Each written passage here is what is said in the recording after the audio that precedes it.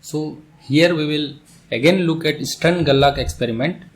Here our goal is to find the state function of silver atom. So we know that beam of silver atom that was projected inside the Stern-Gerlach apparatus, and that resulted in two chunks of deposit. Okay, so here we are calling that psi. So this contains all the information as taken from postulates of quantum mechanics. So we are interested in finding the state function. So how this state function looks like. So we have already done that. So we get one beam going upward, another beam going downward. So let call this beam plus and this beam minus. So this state vector, or you can say eigenket, represents the two beam. So we will find how this psi is related to this plus eigenket and minus eigenket, and how they evolve in time. So this is our goal. So how psi is related to plus eigenket and minus eigenket, and next we will see time evolution of psi. All right, so we start here.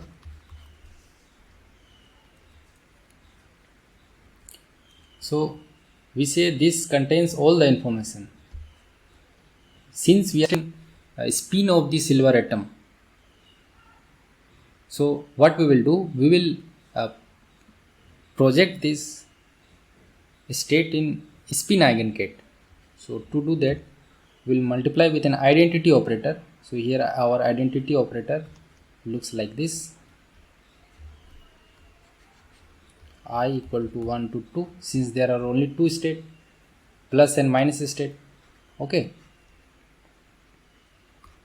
so there are many ways to label the state. So you can either label this plus, or you can also label this as 1 and this as 2. So there are many ways to label it, right? So what this,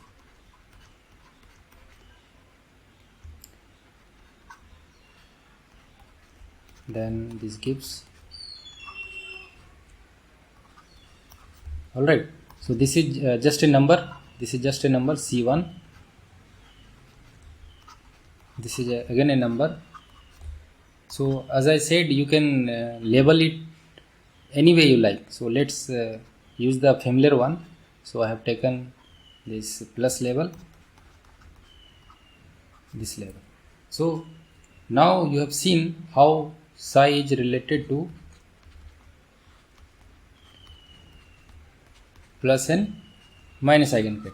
So if you have a random beam of silver atom, means unpolarized beam, you don't know whether it is plus polarized or minus polarized, then both are 50-50%, right? So both are 50-50% means what? Means you will find equal probability of both, correct? So one more thing that you know is that if you take psi with psi, what you get? You get 1. And what this means? It means that this is your psi. Okay, silver atom is represented with this state function. So this psi can either go up or it can go down. Anywhere it may go. But if you take the this you call probability amplitude, this probability amplitude will be 1, because either it will go up or down.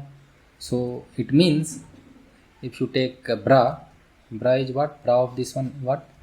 C1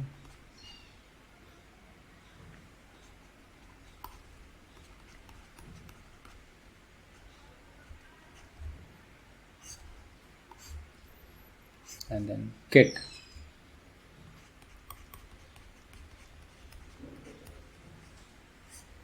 Okay, so these eigenkets plus and minus both are orthogonal to each other. Orthogonal means if you take plus with plus, this will be 1, and plus with minus will be 0. So this will give you what? C1 complex conjugate with C1 plus C2 complex conjugate with C2. So you are saying that this is equal to 1, correct? So this you can also say C1 mod square plus C2 mod square. So their sum should be equal to 1. So if you take a random silver atom, so random beam of silver atom, then C1 is going to be, and C2 is right. So since both are 50-50%, so if somebody asks what is the probability of getting plus, means what is the probability that beam will go in the upward direction, so how do you translate that mathematically? You take the plus component of psi. Clear? So when you take the plus component, what you get? 1 over root 2 plus 1 over root 2 plus with minus. So actually this amplitude is square, right? This is equal to 1. Okay, so this is equal to 1 over root 2 and this becomes 0. So the probability that you get plus state is what? It is the modulus square of this. So modulus square of 1 over root 2, this is equal to 1 by 2. So means 50%. So there is a 50% chance that you will get plus state. Similarly, what is the probability of getting minus state? So you project in this eigenkette. So again you get 1 over root 2. From there you can get the probability 1 over 2. Okay, so till now what you have seen? You have seen how your spin eigenkette looks like. So it has a two component, C1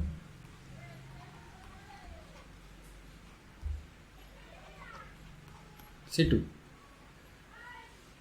Okay, so now if I ask how, second thing I ask, how it evolves in time.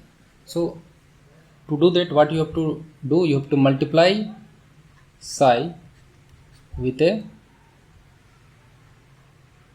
unitary operator.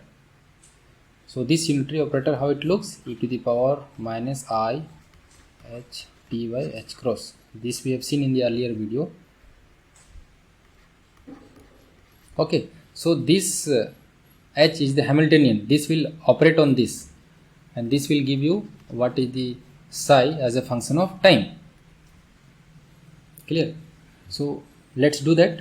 So when you operate unitary operator, you get psi as a function of time. Then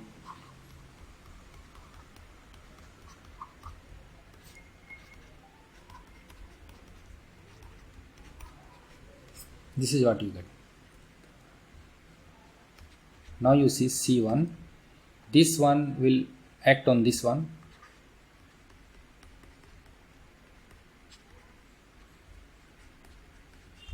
plus C2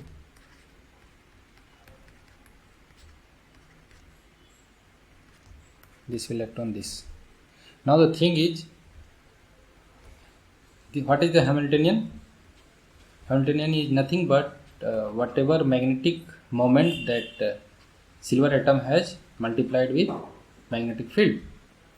Since you are taking the z component, so you will write mu z times b, and this is going to be, what is mu z? Mu z is whatever charge the electron has times B, and this is your Sz. So this is the spin operator. So what you are getting, this Q is going to be negative because electron charge is negative. So let's call, so the overall this is going to be positive. So EB over M, this is going to be positive, Sz. So let's call this one omega, Sz, correct? So what is your Hamiltonian operator? Hamiltonian operator, it looks like this. Clear? Now you will replace this Hamiltonian operator with this one, and you know when Sj acts on plus eigengate, what it results in? H cross by 2. It gives you spin value. So this you have seen from the second postulate. So to measure the spin, what you do, you operate on the state and you get a spin value. So similarly, if you operate this in minus, you will get minus H cross by 2. Clear? So all in all, what you are getting, psi as a function of time, you are getting C1 e to the power minus I. Now you see here, this one, this whole thing, this whole thing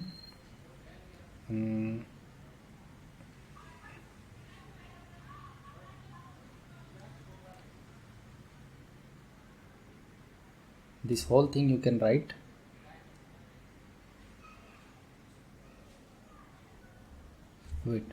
let's call this as omega.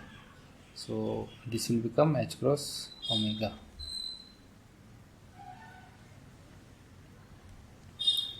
Then this is your H cross omega, correct? So now when you substitute H, what the exponential becomes? H will be omega H cross Sz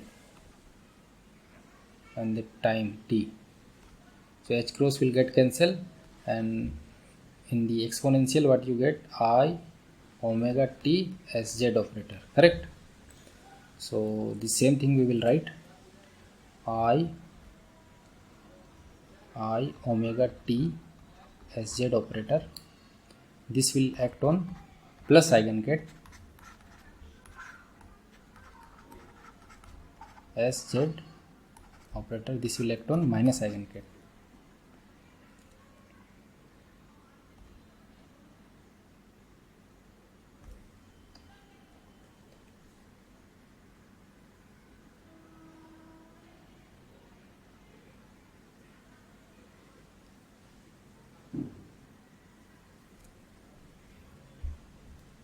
So this will result in C1 e to the power minus I omega t. Now see, Sz acting on plus eigengate, what you get? H cross by 2. So you will get H cross by 2, and here you will get minus H cross by 2. So minus minus become plus.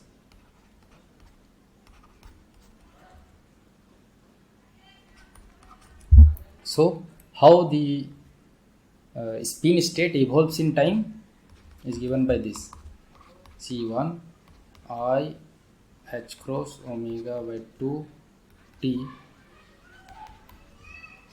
plus I H cross omega by 2 t. So this is how your state evolves in time.